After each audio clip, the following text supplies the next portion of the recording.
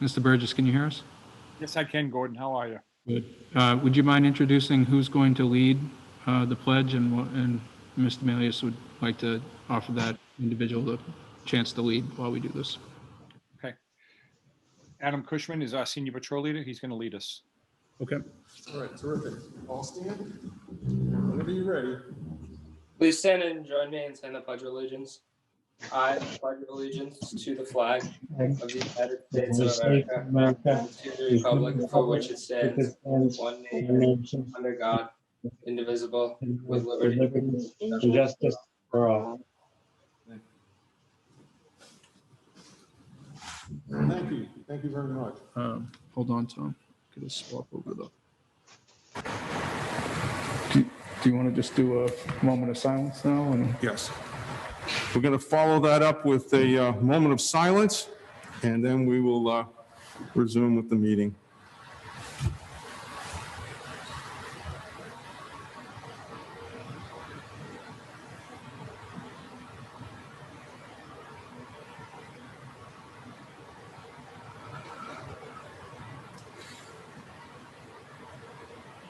Thank you, everyone.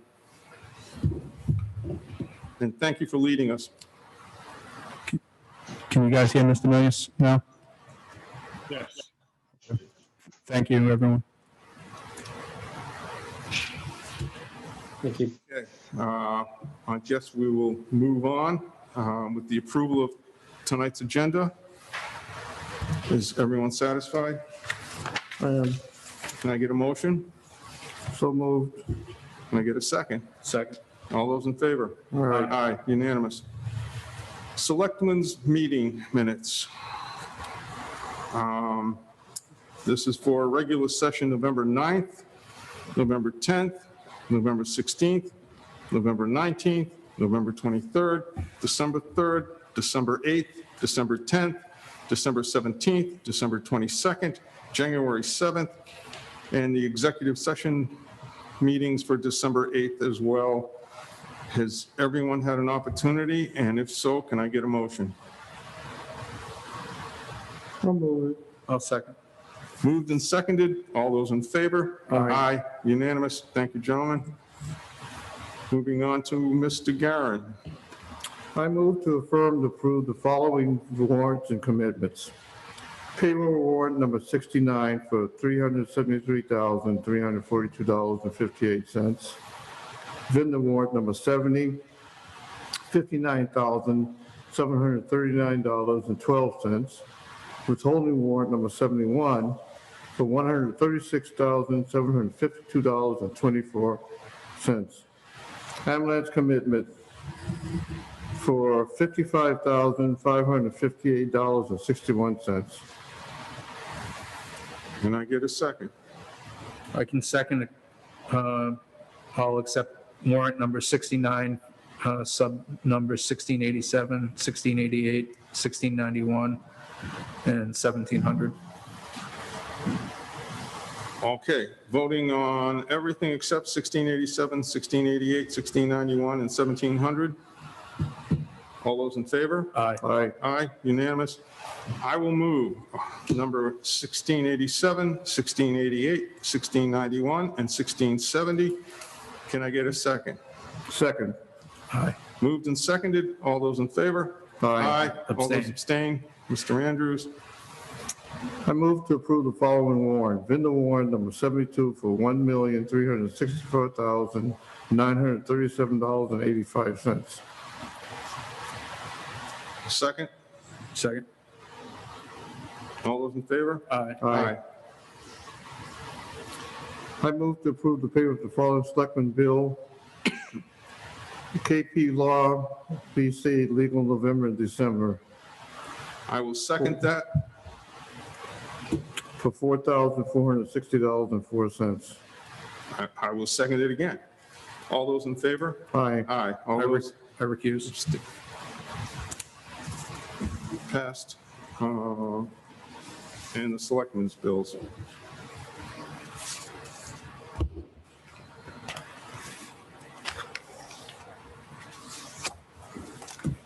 Insurance, Mia Property and Casualty Corporation, $2,100. Insurance, Chubbs and Son, Division of Federal Insurance Company, $3,489. And Selectmen's expense account, $270, WB Mason, and 47 cents. And that completes my presentation. I'll second those. All those in favor? Aye. Unanimous. Thank you. We have a few minutes until our first appointment, so we will go to general mail. So on COVID, other than we continue to have cases, though a little bit, the total for the last 14 days is a little bit less than it was a few days ago, but still very high. We're still at triple red. There's not really any local news. The state did lift some of the restrictions during the last few days. Tomorrow, residents who are 75 years and older can start registering for the vaccine via the state website. Unfortunately, we don't have, as in Halifax, doesn't have the necessary deep freeze capabilities for the Pfizer vaccine, which is what's being distributed at this point for this round of the vaccination program. And we don't have the number of people eligible in order to qualify. The Pfizer packs come in 975 doses a pack. And we don't have that number at the 75 and over level. So the town's own clinic's going to need to wait until it can receive the Moderna vaccine. I know that Susan Lawless and her staff are working hard to get the word out to eligible residents in Halifax and working with them to navigate the process, since there will be vaccination sites elsewhere in southeastern Massachusetts, but for many people it's difficult to go through the registration process, and Susan and her staff there are working with seniors to work with, get them through that. So we're going to have a slow rollout here at the Lady of the Lake Church, only when we get the Moderna vaccine and that we're fully capable of being able to run that program. But I know the fire chief's working on that. What's that? So that's that. Legal, there's no news on greener cannabis. I haven't finished working on the HCA. You have the above ground storage tank hearing tonight at 6:45. 2 letters have been sent to the board from abutters and such in support of the application. And then you'll deal with any approvals and contingencies upon any decision that you make. On GATRA, I'm not ready to talk about that tonight. We're going to talk about the vacant Halifax Silver Lake School Committee seat a little bit later tonight. On records retention and e-permitting, for funding, unless the town appropriates the money itself, my hope is to get funding from the state. The IT bond bill did include money specifically for Halifax for these purposes, but it's yet to make it to the actual capital improvement budget submitted by the governor. And then I provide some information about estimates of cost for various segments of this. Caesar has provided you with a packet with some of that information also. He's going to continue to work with the vendors and the departments, and I believe we'll be submitting 1 or more articles for this type of work for the town meeting. And we can get back to that at future meetings if the board wants. We did receive a town bank form from Pamela Engstrom. And that's been passed out to the boards and committees.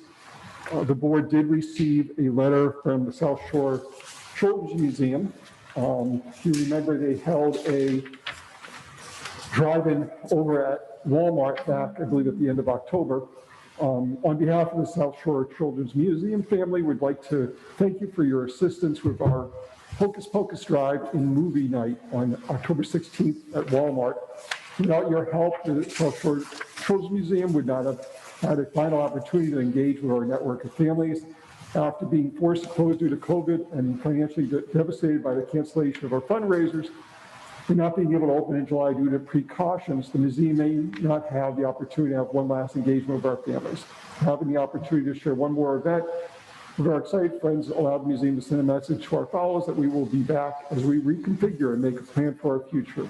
We have about 40 families join us, and with terrific mild fall weather, we enjoyed an hour and a half of popcorn and laughs. We look forward to working with the town again in 2021.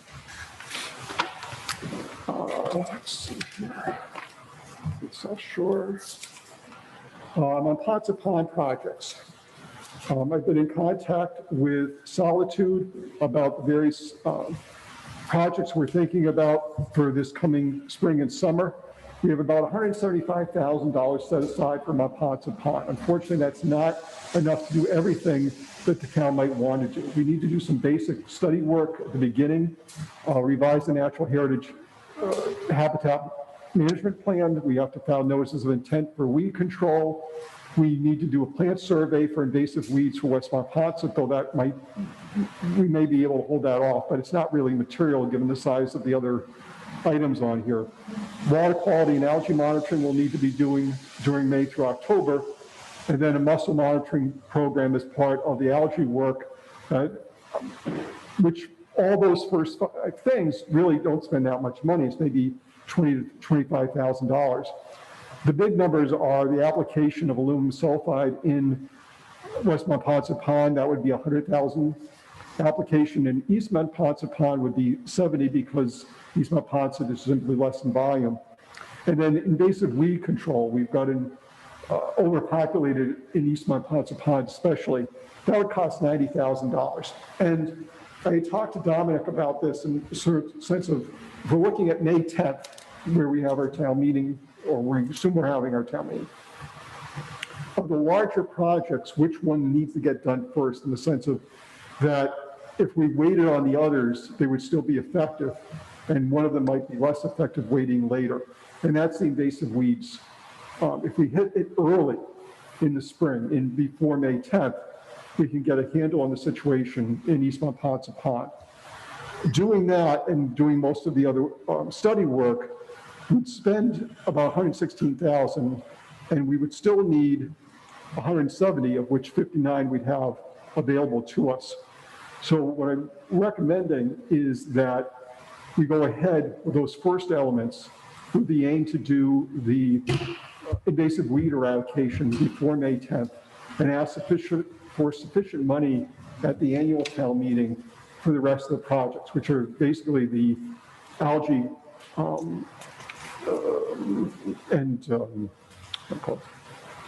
alleviate the algae problem in West and East Mont Ponce Pond.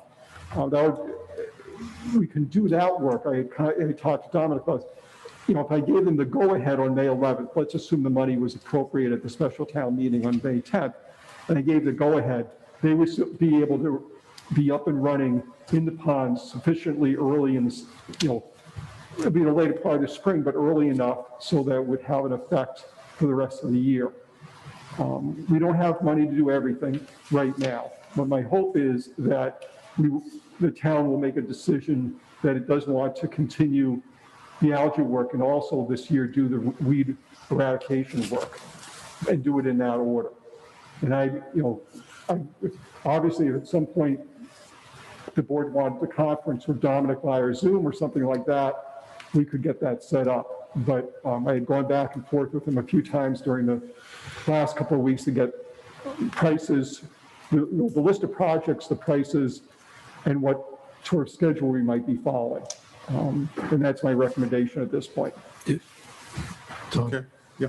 Do we have any update on where we stand with Brockton supporting the cost of?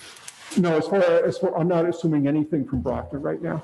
They're doing their own research work, which I don't think it may be done by the end of this year in terms of water, not weed, but water management, because they were just doing the diversion tests during this month. So I don't expect them to come up with a water management plan or any money to do any proactive work on the ponds this calendar year at the very earliest.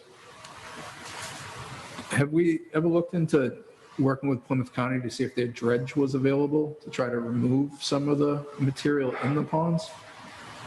I can find out. I know sometimes there's a problem. Let's find out.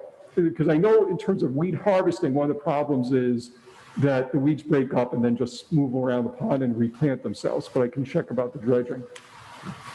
Just think we're going to continue to dump money into the ponds. We should look, even if it's a higher cost long-term issue, if we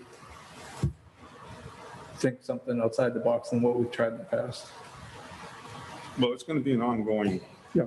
problem, no matter what we do. So if we can find something that's a little more effective for a little longer, as long as it's cost effective, it's worth a look. Sure. 145. We good? Yeah, we've got a hearing at 7:45 with Mr. Anthony Curtin. But I have to recuse myself and go to the public side. Okay, we can do that. Mr. Curtin is with us.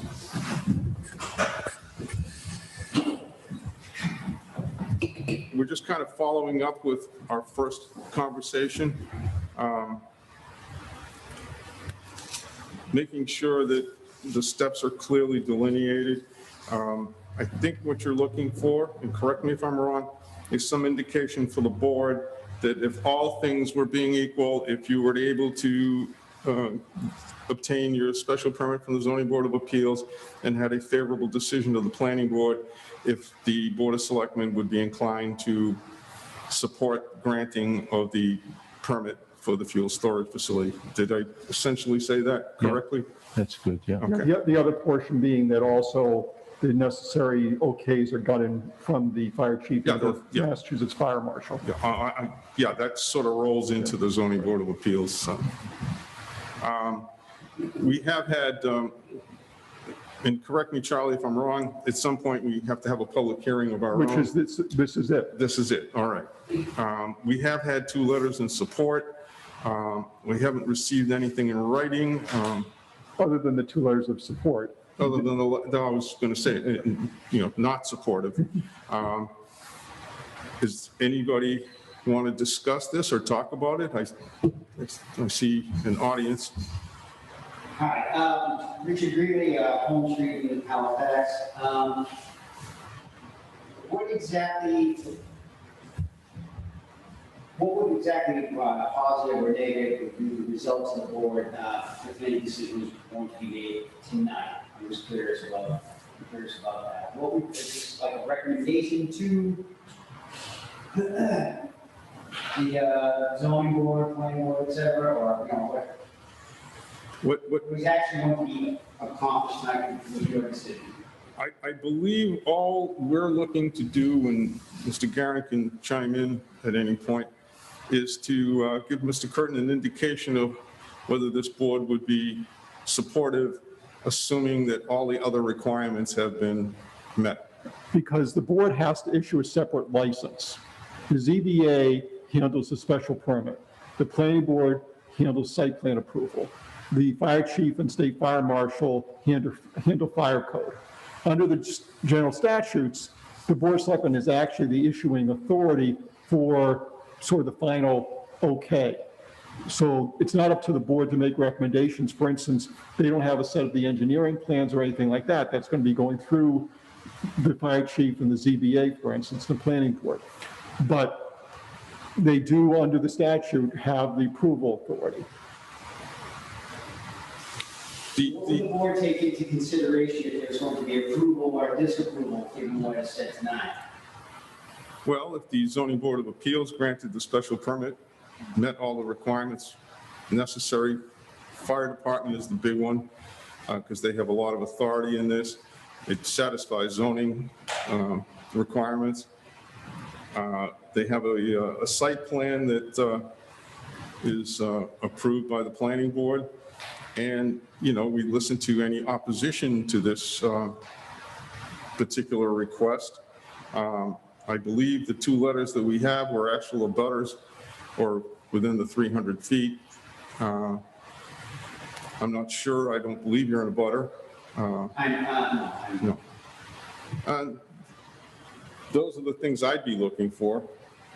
I would rather wait and see whether or not the other boards, in fact, they have authority over this in the beginning, whether that they okay the project or not, whether or not we support, because it's a mute factor if he doesn't get the ZBA or the Zoning Board of Appeals to give him the bit. And that's pretty much it in a nutshell. If it can meet all the requirements, and I haven't seen any real opposition. The abutters would be the most immediately impacted, and I'm sorry. I said the abutters, in my opinion, would be the most immediately impacted, and I haven't seen any outcry from the abutters. But again, the meat and potatoes of this thing is going to happen at the Zoning Board of Appeals, when everybody's notified for the hearing, all the questions, should there be questions, will come So up it at this. goes from here to the zoning board at this point? The next step? Will they be, And/or the planning board, depending on how Mr. Curtin wants to proceed. so, will there be a recommendation or a, approval or disapproval issued from this board going forward? I in action at this is a hearing. We're just listening to arguments one way or the other. Plan on calling for a vote of approval. I think it's sort of an informal, would we be in support of kind of thing. All right, okay, my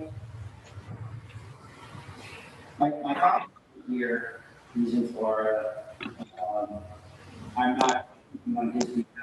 Anyone who knows him knows he's not shy about speaking on his own behalf, so I'm not, But I will say this with respect to the history of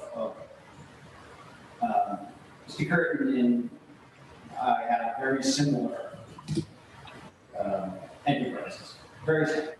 My father started his business in a residential area when it was like from now. The town and the residents then compelled them to purchase land in a commercial area to run that business. As the business grew, they said, all right, we have to, the logical next step is in a commercial area, which he did. The business grew from there, and he wanted to have a storage facility, and the business, the town is citing noise and pump, environmental impact, things of that nature, that in order to have that facility, they compelled him to purchase land in an industrial area. He had to purchase land. So it was a considerable hoops that he had to jump through. And I just want to know if the board recognizes that it appears that they're going to say one guy can go one way down this path. And again, I'm not speaking to my father, that another business has to go down a very similar business, which is going to do a similar thing, goes down for a different path. With all due respect, only because I know a little bit about the history, the fuel storage facility you're referring to went in after the rental units were constructed. Am I not correct in that? I think because, and again, I don't know, I'm not speaking for my father, I was a sled dog while he was, telling me blah, blah, blah. But as I recall, part of the reason that those facilities, those storage facilities, the working days, the garage days went up went up before the storage, the fuel storage tanks went up, because it was just such an arduous process for him to get everything going. They said, all right, everything has to be, done this way in an industrial area. I don't know if that's happening or not. That's why I want to make sure, I think we're comparing apples with oranges here, but Okay. the first question is whether the zoning is appropriate, and that would be a decision that the zoning enforcement officer would make. Okay. And I believe he has made that decision, that it is allowed by special permit in the business district. And he is in the business district. He's not in a residential district. So if that hurdle has been crossed, the next step is the special permit from the Zoning Board of Appeals. Sitting on the Board of Selectmen, I'm only speaking for myself here. If there was no particular groundswell of opposition and he met all the conditions of the Zoning Board of Appeals, and a successful application to the planning board for a site plan approval, sitting on the Board of Selectmen, would have difficulty in not approving a permit for this storage facility. I think that's what Mr. Curtin's looking for, is some indication of where the board would be sitting. I think it would be incredibly difficult to deny a permit if everything else was met and had the approvals necessary. And again, I'm not seeing a groundswell of opposition here, at least at this time. That would be my position, and I'll let Mr. Guerin speak for himself here. The difference between what happened, and I remember very plainly what happened there, it was your father was in a residential area, and it was this truck running certain hours to warm up, and it was causing a noise back there. I'm sorry, I'm not more than Yeah, this thing with the mask is very difficult. I just. No, That's all right. it's hard. One, environment. It had to be in an industrial, or commercial, or business zone. Where your father was, if I remember right, was residential. Oh, initially, way back. Yeah, that's what I'm talking about. Oh, yeah. There's no denying that. That's, but when he got to the point is, when he got to the commercial area, where he built his house and where the office is now, and then he said, all right, well, it's time to continue to grow. And a storage facility is where they said, well, you're going to have to do that in an industrial area because of A, B, C, D, and all that. I'm wondering. Well, not to cut you off here. Different locations, different concerns. There were wetland issues in the site that I think you're alluding to, which is where the business is operating from now. And it is allowed in the industrial zone without the special permit. There is a difference there. So that I don't believe it required a special permit from the Zoning Board of Appeals. I may be wrong on that, but I think my recollection was because it was in the industrial, storage was allowed. So that was one less hurdle that had to be met. Mr. Curtin's burden now is, because he is in the business district, that specifically requires a special permit from the Zoning Board of Appeals. Okay. Again, I think we're comparing apples with oranges in a lot of this. I understand your concern, Yep. whether there's an equity in this transaction. That's. I see where you're going with it, but, without specifics in front of us, I can only rely on my recollection, having some involvement in that at the time. And I don't recall a special permit being made necessary. I believe it was just the fire department approval, and I think it was as of right in the industrial zone. And I'd have to go back to the book. It's been a long time since I've delved into that section of the book, but I believe that that's the case. But in any event, Mr. Curtin, again, his hurdle is to satisfy the requirements of the Zoning Board of Appeals and the Planning Board. And if those things are met, and again, this is the public hearing, have a groundswell of opposition. Now, that may change at the Board of Appeals when all the abutters are officially notified by certified mail. And, but all things being equal, and again, I'm not speaking for Mr. Guerin here, I don't see an issue at this point. You could be assured that if he doesn't meet all the requirements, that the board will consider deeply whether or not to issue a special license for him or not. He has a lot of hurdles in front of him, and he's got to run those hurdles too, just like your father did. Oh, yeah. Okay? Okay. Tom, can I just, Gordon, on the screen here, there's a hand on your panel. I don't know if that's you or a different Gordon or what. So sorry to take you out of, I think that's my father. Oh, okay, so, So he needs to unmute himself if you're gonna allow public. so we'll try and listen to him as well as we can. Hello?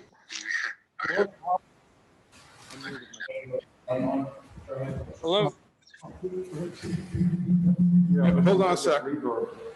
This is all council. Okay. Yeah.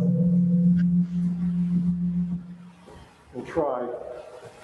Yeah, let's see if they need to. Hello? Hello?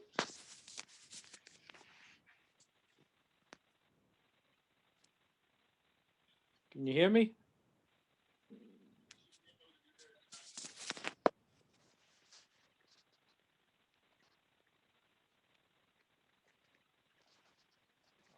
I lost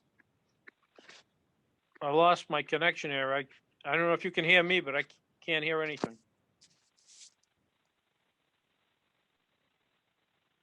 Hi, Gordon. This is Steve Hayward. I can hear you. You can hear me? Yes. All right. Everybody else can hear me? Yes, Gordon. Okay. I just had a couple of questions. Is there a plan in front of you now? Yes. Is that available to be put to the screen? No. It's a regular 2x3 size.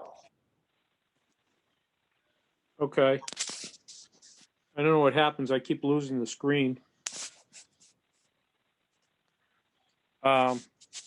Is this the only hearing that's going to be held? No, we, with the selectmen, or do you mean with? Yes, that's with the selectmen. That's up to the board. I don't know if they're formally making a decision tonight or they're going to table this until a future date once the other boards and committees have met. Yeah, so Tom said that it is likely that they will table this and then continue it at some point. They'll bring it off the table. And that's after, the ZBA's met, made a decision, planning boards met, made a decision, fire chief, fire marshal have gone through their steps, and then this would come back to them for a formal decision. And at that point, would there be room for discussion? The hearing continues, yes. Okay. Because I can't see the plan, I'd rather do my discussion at that point then, I guess. Well, I'm the abutter to the property too, so. we'll have more than this plan. This is a very simplified one-page plan. The technical specifications and such are not before the board right now. Those would go with the other permitting authority departments, and if and when it comes back, the board would have a full set of the technical specs. But they'd be the same technical specifications that the fire chief would be reviewing, the ZBA would be reviewing, and planning board would be reviewing. Okay. I don't even see your meeting now. I don't know what's going on with the screen. That would be my hope, that I would be able to have discussion at a later date. No. Thank you. Well, I think he means this meeting. Well, he wants to speak to the board when the board takes this off the table. Yeah. Okay. Anything else? No, that would be it. Thank you. You're welcome. I don't know how to take the hand down. Well, I'll get it down. Okay. All right, thank you. Welcome.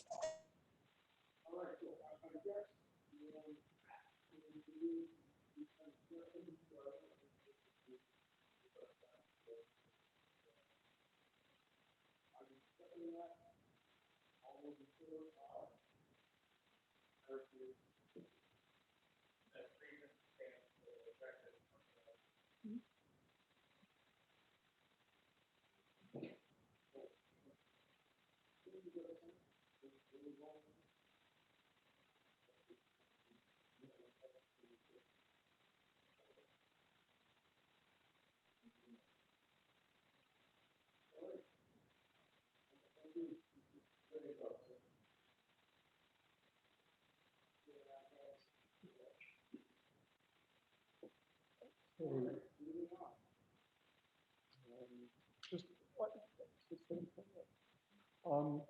is Paula in yet? I don't see her on the screen at all. Is she zooming in for it? Okay.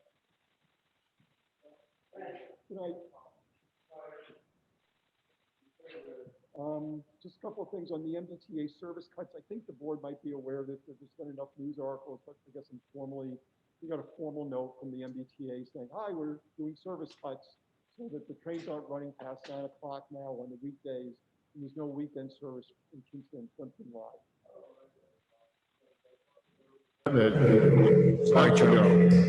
They already had done that. But I think they just wanted to make sure that a note was sent out to the cities and towns. Fieldstone Farms first shows there was a revised consent agreement that was filed in Superior Court by Scott Clausen's attorney. Also, the 2021 dates were sent to the board, and I've sent them out to the chiefs and the building inspector and to the Board of Health. 311 through 13 Plymouth Street, there's been a site plan review before the planning board. There's been no decision made. They're going to continue that, I think, for a couple of months. And it's going to the ZBA for a series of variances and special permit. The updated plans submitted by the applicant, I believe, have been distributed, so you at least have that updated. There's no action specific for the board to take unless it wants to comment to either the ZBA planning board at a later date. Finance committee vacancies, we have 2 now. Whit Mack, who had resigned already in the last couple of weeks. And then Melinda Tarsi gave her notice that she's moving out of town and will be resigning effective February 15th. We're also going to need to fill slots on the capital plan committee. We need a selectman's representative or designee, and we need 1 citizen at large. And I'll start publicizing those in the usual places. It might be a little bit difficult bringing people in, but we're now down to, I think, 5. So it gets more difficult just to get the work done and get a quorum. Especially finance committee. Right, Paul is here? Paul is there. Okay. All right, we have an appointment, and I believe Paula Hatch is now with us. So technically, I guess I'll recuse myself as selectman, but if it's okay to just stay up here with you guys. Yep, so you can be. You're honored guest. Thanks. Paula, can you hear us? I sure can. Hello, folks. All right, there we go. Sorry, I had you muted for a second. All right, so we have a vacancy to fill, Paula? We do. We had a longstanding member of our Silver Lake Regional School Committee, Ed Dugenet, resign effective the beginning of this month. He had served well over a decade, was a valued participant. As you well imagine, the school committees and all of the school committees in the 3 towns, particularly Silver Lake, have really had an overwhelming year, and the members have really been pushed to do more than ever in, really kind of get through some uncharted territory. So I will share with you that we do have a very new member from Plimpton and a very new member from Kingston as well, because of additional people resigning. And it's just really important to have a full committee committed to working, very hard, giving a lot of heart and a lot of energy and a lot of time to the needs of the school. So I'm looking forward to, Halifax determining another person that can come join us and take a place on Silver Lake. Okay, yeah, understandable, and you're right. It's been a brutal year for everybody, and the school committee's right on the top of that. I guess what we need to do is reach out and see if we can find some willing volunteers for this. We can post it on all the appropriate sites. We should also contact the folks who had originally applied for the elementary school position. Yes, I was going to go to that. I think we had some folks who applied to the elementary school that might be good candidates for this position as well. So we will reach out to them and see if they still have some interest in serving.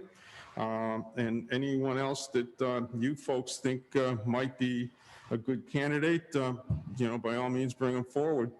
I was going to ask that we open the window for 2 weeks for the talent bank, and then if we could schedule interviews after that point in time. Sure, absolutely. Let's see what kind of response we get, and then we can kind of take it from there. So we will go out for 2 weeks and see what we can do. Wonderful.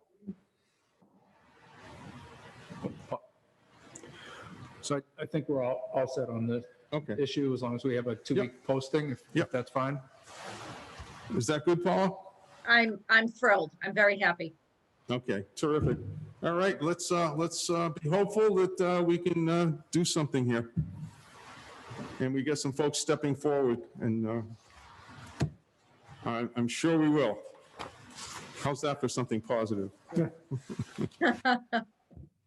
Thank you, Paul. Appreciate it. Anytime. I'll see you folks again in a couple of weeks. All right, sounds good. Take Thanks care. a bunch. Take care. Bye-bye. Courtney, do you know if Steve was planning on being here? Okay. He's on. Steve, are you coming tonight, or are you participating from Zoom? I'm at home. I'm on Zoom. Okay, so he's at home. On Zoom. Unless the board feels otherwise, we could do this. This is the next appointment, even though it's at 7:30. If the board wants to move that up, and we can move the meeting along, because it's our last appointment of the night, other than going to executive session for a few minutes. Yes. I would motion to change the appointment time to 7:15. All those in favor? Aye. So Courtney, if you could reintroduce yourself to both for the board, but for our TV audience, and then we can go through the complete streets and what we're looking for at this time. You can. Mike, yeah. I can be your pin of white if you want. I did forget my tripod. All right, well, good evening. I'm Courtney. Thank you. I'm Courtney Beck with Greenfield Environmental. I've been working with Steve Hayward from DPW and Charlie on the Complete Streets program. Can you try to move that microphone closer to you, or maybe speak into it? Yeah. All right. Thank you. Hello. All right. So I brought a presentation tonight because we've gone pretty far along through the process of getting the Complete Streets program started. And now we're ready to ask for public input from members of the community. So I usually flip it. There's nothing very fancy. Is it easier if I go up here so you guys see? I don't know, can you zoom into it? Yeah, okay. All right. So the Complete Streets program, as a brief summary, is a grant through Mass DOT to promote complete streets in communities around the Commonwealth. Specifically, they're meant to prioritize streets that are made for bikers, walkers, and not necessarily just focused on cars. So a lot of these projects consist of adding sidewalks, extending sidewalk networks, adding bike paths and road diets and speed bumps to reduce speeds, and projects along those lines, as long as smaller ones like adding streetlights at intersections where they may be dark, and larger projects like reconfiguring intersections where there are lots of historical crashes and problems where people may be uncomfortable driving. So the Complete Streets funding program is split into 3 tiers. So on this board, I show the tier 1, tier 2, and tier 3. Halifax is done with tier 1.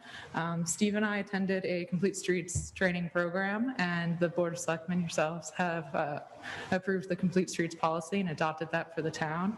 So now we're on tier 2, which is developing a prioritization plan for the town, which is essentially a list of projects that the town is interested in pursuing. In order to get this project going, there's a lot of research involved, and Mass DOT approved a grant for $38,000 to help the town conduct these studies, which is what we're working on now. These include network gap analysis of the existing sidewalk network and where there are gaps in that, looking at historical data of crashes on streets and intersections around town, and compiling a list of the most dangerous ones. And then another big part is getting community input.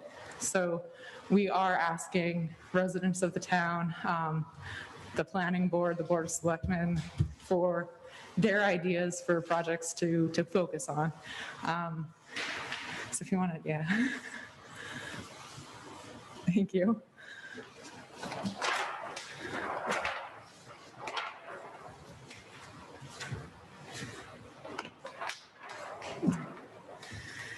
So these are some examples of projects that are complete street example projects. There are some that can be focused on the traffic and safety portion of complete streets. That would be reconfiguring intersections that may be tough to drive around. There's focus on the pedestrian facilities around town, including the sidewalks, crosswalks, pedestrians walking signals, ways to make these streets safer for people to walk and run around town. And then bicycle facilities, making it easier and safer, more comfortable to bike along around town, including adding a designated bike lane, adding some bicycle parking at frequently biked to locations. And so we can look at all the data we want, but ultimately we do need to know what people would actually like, where there's a need for some of this infrastructure. So if you want to turn it one more. We've developed a website, wikimapping.com, which is it's a Google Maps sort of website of the town of Halifax, where everyone can go log in and answer these questions about where they see problems with the bicycle infrastructure, where they see problems with the pedestrian infrastructure, and where they'd like to see improvements. So you can go to this website, which, one more page, please. Thank you.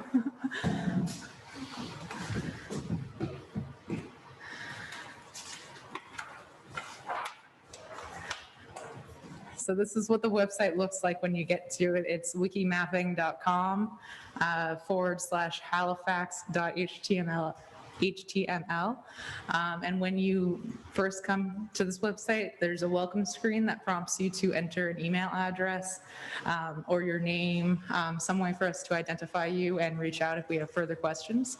And once you're logged on that top corner where there's a red circle, you should see the options to add a route or add a point. And this is where, if there's a route around town that you'd like to walk and you have an idea of how to make a section of the walking area better, you can draw out the line on the street and write your comment about, I wish there were sidewalks here. This area is hard to cross the street. A crosswalk would be useful. You can also add points for that if there is a specific intersection that's tough to cross the street. You can add that as a walking concern point. Same for the bicycles. If there's a stretch of road that you like to bike on, but it's uncomfortable, you feel people are going too quickly and you don't feel very safe going through that street, you can add either a route or a point to show that and write your suggestion for how you'd be more comfortable. So a few people have already gone in and added some comments since Charlie posted about this website. And if you go on and you see someone had already written or posted something that you agree with, you can click it and add your comment on top. It can be as simple as I agree, or you can expand on what they said. And this way we'll have a lot of public data to look at and see where the biggest concerns are and what those are. So then this next page shows the specific website functions for anyone who's a little less familiar with how to go in onto this GIS sort of map. You'll get options if you hit add a route or add a point, and you can select from either any of the line options to draw a line, and you can select any of those point options to add that point onto the map. And it will show up and other people will be able to see that there's a comment and a a message there, but they won't be able to see who wrote it. So if anyone's shy, that'll hopefully alleviate those concerns. And that way someone will be able to either add on or so that they agree with it.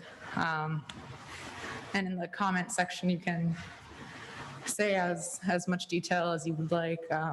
If you're just uncomfortable with it, that's fine too. It doesn't need to be as detailed as some of the other comments that have already been on there. And if there are any follow-up questions, we'll be able to reach out to you with that email that you provided at the beginning. And I think that's it. Ashley, we had a question about the number of projects. I mean, I know the idea is to come up with a list of 15. Is that the number, or can it be less, can it be more? I guess the sort of secondary question to that would be, okay, now we have a list of whatever, and whatever that number is. Is there a maximum number of projects that we can then do? But I guess the answer to that would be, depends on how much money we have, whether it comes from state funds, because simply because something's a complete streets project on a list doesn't mean you can't use other funding for it. It really says, here's our program, we're going to push for these projects in these areas. There are sources of funding from the actual grant program, Complete Streets, but there's nothing preventing the town then from undertaking other projects, whether it's with Complete Streets money or with other money. Yes, exactly. But is there, in terms of the list, I take it we're submitting a list to the state at some point? And does the list have to be 15, or can it be a different number? it needs to be at least 15. Okay. So we can add as many projects as we'd like. The only caveat to that is that we do need to have, for the ones that we're applying for funding from the state, which they'll offer up to $400,000 in construction funding for these projects, which can be all on one project or split amongst a few smaller projects. In order to apply for that funding for that project, we do need to have a design mostly ready to go, so that once they approve it, we can. And what the money that we're spending right now is not engineering for each of those particular projects on the list. What it is the planning process to put together those lists, gather the data, work with the board of selectmen, and ultimately work with Steve Hayward, develop the application to go in and say, here are our 15 projects or more, and here's why they are, here are what we're thinking about doing. But it's not, for instance, Green Seal did the engineering work, not that we've done it, but for the sidewalk, for connecting the two Cranberry Drive loads. That's not what we're doing now. Each project then would still have to get funding, whether it's from the state or whether it's from other sources for then engineering and then for construction. Yes. For the Complete Streets program, can we get funding for engineering? It doesn't sound like we can. It's only for construction. Yes, so the grant funding, the technical assistance, what we're doing now for the tier 2 is only for the planning process and doing these studies. They specifically say you can't use that for design, unfortunately, which we will be going into it with preliminary designs for the top projects, mostly just so that there's a better idea and a cost estimate. Are we going to know what amount of funding we could possibly get before we start spending money on engineering? Yes, so every time you submit to Complete Streets, there's the possibility to get $400,000 for. That would be for a maximum? Yes. Okay, so that would more or less be put aside for us? Is that, can I assume that? So that if we were, I don't want to spend $50,000 in engineering and then find out that we're only going to get $40,000 if you follow my. Definitely. So, well, I guess to follow up what Tom's asking, we submit it.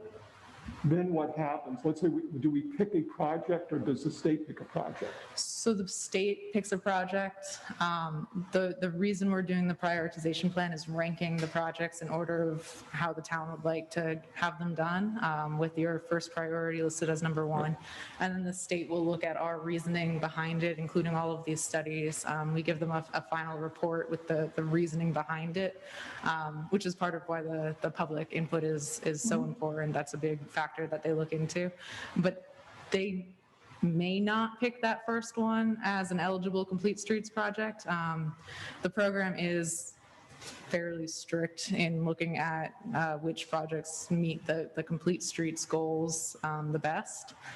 I'm fairly confident that the way we're going about this and the way that we'll have the prioritization plan does align with their mission. And we'll have a good shot at getting the first and second priorities, but that's not guaranteed. So that's, So let's say the state says, okay, number one, looks good to us, go with it.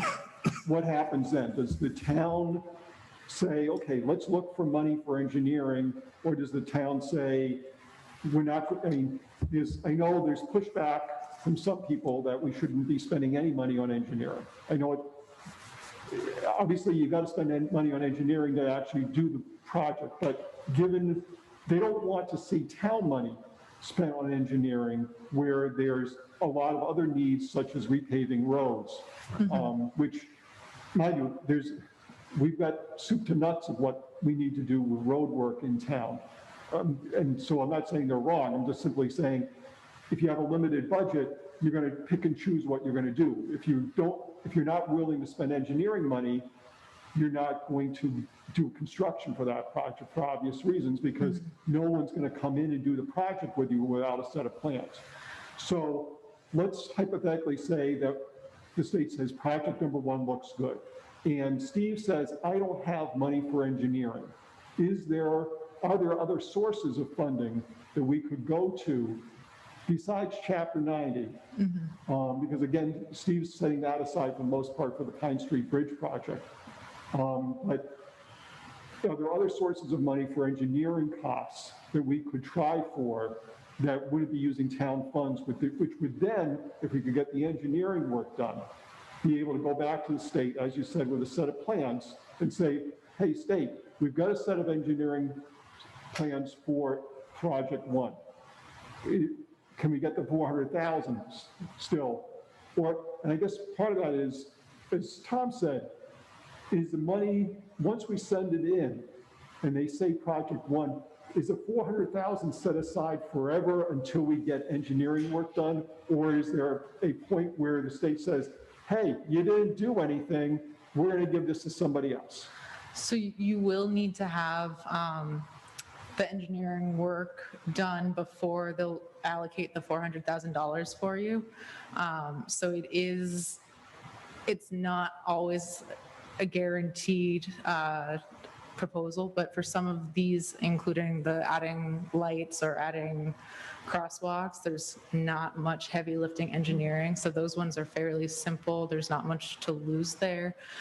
For some of the larger projects with the intersections and roadway reconstruction and adding sidewalks onto a narrow road, those are much heavier on the engineering part.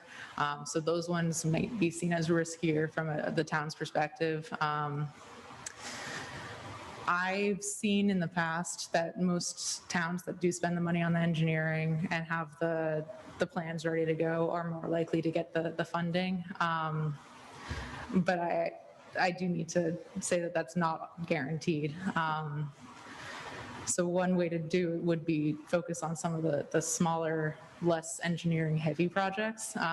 There's less risk to the town to lose on the engineering side. And then if there is a project that comes out of this prioritization plan that looks like something that really should get done, or that really something that the town really does want to get done eventually, I'd say that doing the engineering is sort of inevitable for that, in which case you could keep applying for this Complete Streets program every year with that same plan until it sticks. So how secure is the money for this funding project? I mean, the whole funding project itself, how long is it, the duration for it? They don't say how long it is for. They have the full funding for this fiscal year. They just posted the projects that they approved for the spring, or I'm sorry, for the fall of 2020. And they were giving out the full $400,000 to municipalities that were applying for it. There isn't data on any towns that applied and didn't get it, so I'm not positive what those numbers look like. I'm not sure exactly what those chances are. I can call. I guess what my concern is that we go ahead and do a project because this is a refundable projects that we have to reimbursement. They have to do the project first and have a vendor on hand that's completed it before we get the money. What's to say that for some reason that the money doesn't run out in the funding, or the legislators decide they don't want to fund it anymore? So we know that there will be funding. The deadline for this program or for this application cycle is April 1st, 2021. And we know that there is full funding for that one because we applied for it and have the correspondence going with the Complete Streets program. So they do have funding for this round. The question comes up for how many more years they'll be doing this program and how many more times we can apply different projects. And that's something I'm not sure about. I don't know if they're sure about that either. But there is funding for this fiscal year. Is that for every town that applies on time? Yes. So regardless of how many towns, I mean, there isn't a well that's going to run dry. Let's say we have an April 1st deadline. As long as we get in before April 1st, the money will be there if we do the appropriate things? Yes. We're confident of that? Yes. Okay. Going back to the engineering, can you think of any other pots of money available to us other than our own funds or Chapter 90, where we could go for engineering money? I mean, as you pointed out, some of them, as you said, weren't heavy lifting. For instance, putting in new crosswalks. And obviously there are gradations of how serious the engineering work is. But, and if the engineering is $2,000, it probably is not going to change whether or not we pave a certain section of road, as an example. But if we're looking for more money than that for engineering, are there other places to go that you know of, or are we going to have to rely on ourselves? I think you'll need to rely on the town's money. I know that Mass DOT specifically does not like giving grant money for the design and engineering portion.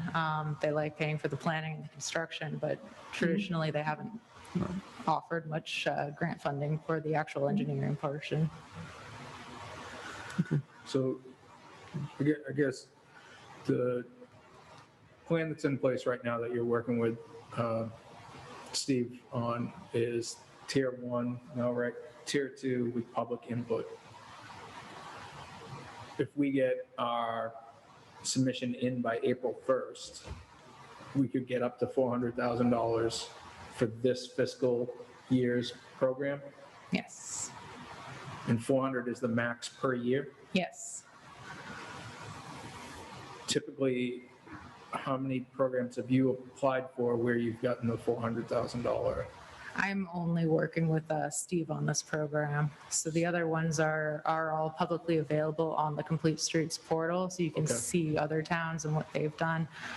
Some towns are going at it and doing their own studies and hiring the local transportation authorities to work with them on that. So I've seen the numbers of towns getting it, but I haven't worked personally with them. Okay. So what is the dollar amount that we're forecasting to spend this year to try to meet a submission deadline? I don't think we've gotten to that Well, yet. we've right? got the grant of $38,000. It's a reimbursable grant, but it's grant nevertheless. Just like the state doesn't like to give out money for engineering, the state during the last few years has gone to reimbursable grants. In fact, as an example, Chapter 90 is in essence a reimbursable grant. Right. The state says, for Halifax, you got $250,000 spent. Oh, by the way, you need to spend it before you get it back from us. That's a reimbursable grant, no different than here, where we have a contract with Green Seal for the $38,000. They're working with Steve on all these aspects of the tier 2. It goes in, we pay them, we get all the proper paperwork to the state, they give us the $38,000 back. So that it's a wash for us. We spend the money, we get the money. It would be no different than if we got the money and then spent the money. The result is the same. But after that, the idea is we would hope to have the $400,000 up there in Boston. Again, a reimbursable grant where we'd have a particular project. It might not be a $400,000 project, but we'd have a reimbursable grant where we could, once we got the project done, the construction work done, we'd be reimbursed for that. Now, I think do we have to spend the 400,000 or whatever it is on June 30th of 2021? We just need to have a plan in place, a construction schedule that the state's okay with, which can range in how long that lasts from town to town. As long as there's a plan to spend it that's reasonable and feasible, then that's what they need to see. Okay, good. So we'll have another update with you and Steve when we Get some feedback. What's the schedule look like for ending the feedback section and coming back with the list of 15? So I'm hoping to have this online map open for the entire month of February. And ideally, we get a lot of interaction and comments on there. I have a whole section reserved on this report for public feedback and recommendations.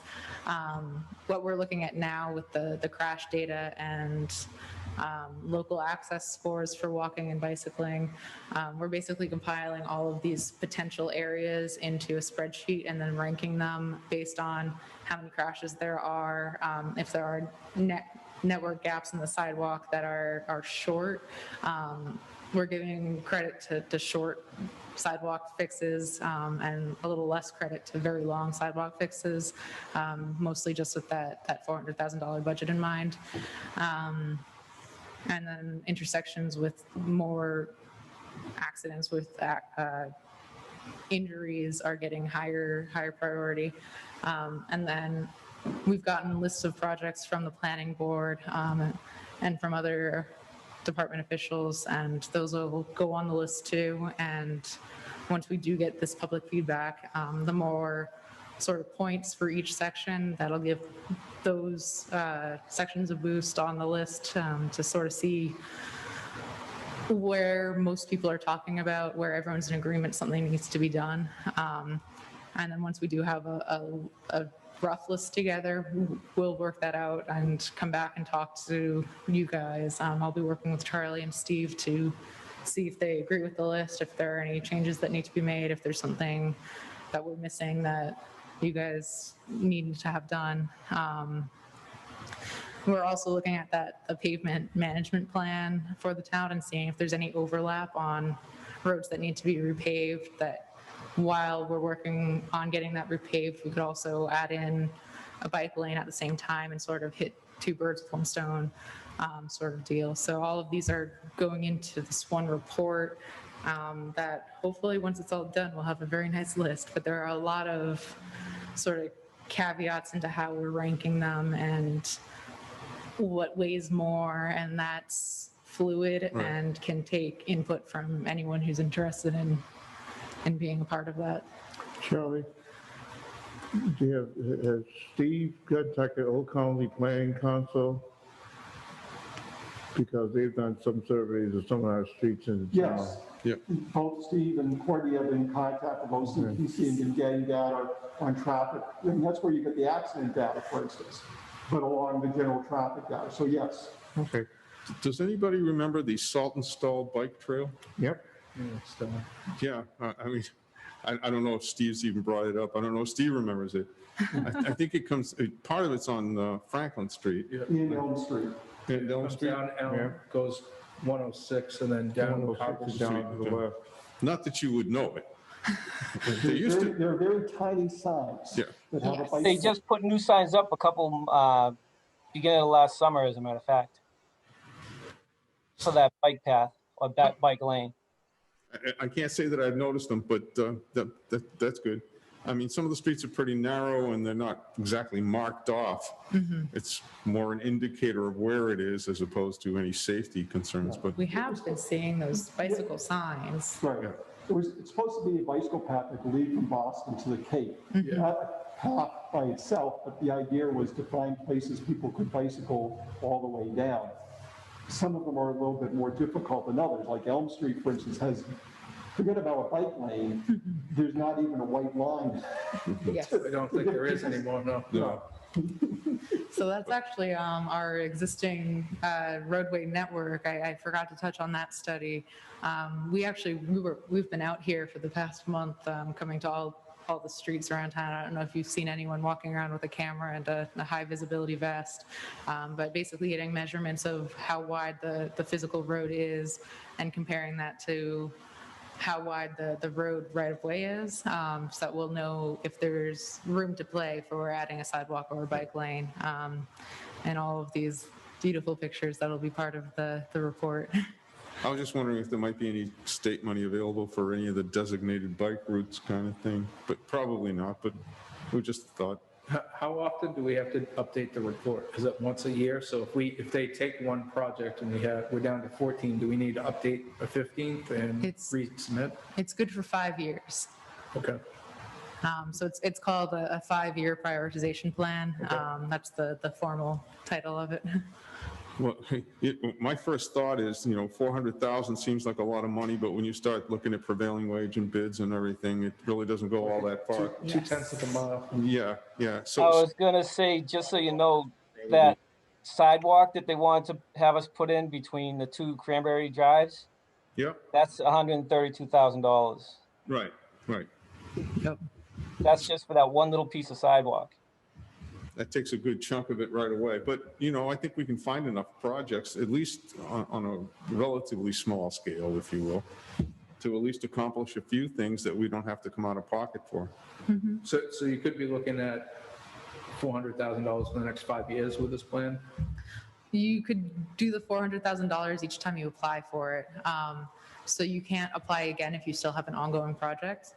But if we apply and have the top 5 small projects, which all add up to $400,000 selected, once those are all done, we can apply again.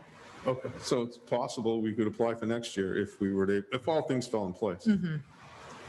I can't see a downside at this point, although I'm always skeptical whenever it has anything to do with the Commonwealth, but. It's just going to be the engineering cost. Right. It's going to be an issue. Right. That's what I say too, is the engineering cost. Well, That's the problem sometimes. let's see how it shakes out. So we just ask everybody to go to the website and fill in their comments. And I know right after you posted about it online, there was a lot of people signed in, and I think there were 6 comments total made. So it might be a good idea to sort of refresh that maybe once a week during the process of having this online, just for as much visibility as possible and trying to spread the word. Excellent. Thank you. Any other questions? I just wanted to, somebody keeps on asking something about how much it's gonna cost for the 15 plans, but we don't have a priority list yet, so we won't know what it's gonna cost for engineering yet. Right. But that sidewalk was $10,000 or $12,000 for that engineering for that. Steve, did we do that last year? Or did we Tried to just- get the grant from the CARES or the something with the Yeah.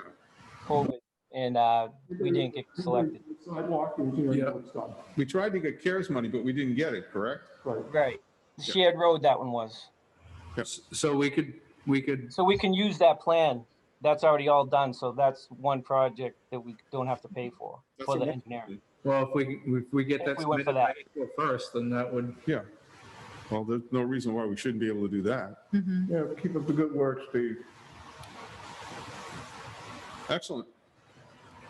Thank you. all right, I hope you don't have too long a drive. I only skidded twice and fishtailed once on my way in, so I think that's a win. I guess that's good. They were very slow motion, but Well, be careful. Yes. thanks. Yeah, well, thank you for having me. And Well, thank you for braving the elements in addition to everything else. All right, moving on. I believe that concludes our appointments. Did you still have a couple more things, Charlie, on your list? I don't, No, you got I know. the finance. The only thing I needed to go into exec with the board about was the mixed unit negotiations, that's it. All right, then I'm going to ask for a motion to go into executive session So as moved. discussing strategy with respect to litigation in an open meeting may have a detrimental effect on the bargaining position of the town. I had a motion. Do I have a Not second? litigation. Just collective bargaining, right? But collective bargaining, yeah. I'll second collective bargaining. All those in favor, Mr. Garin? Aye, yes. Mr. Andrews? Yes. Ms. Milius, yes. Unanimous. We are going to go into executive session to do as I described, and we will not be coming back into regular session to do any other business at the conclusion of the executive session. Thank you all very much, and we'll see you next time.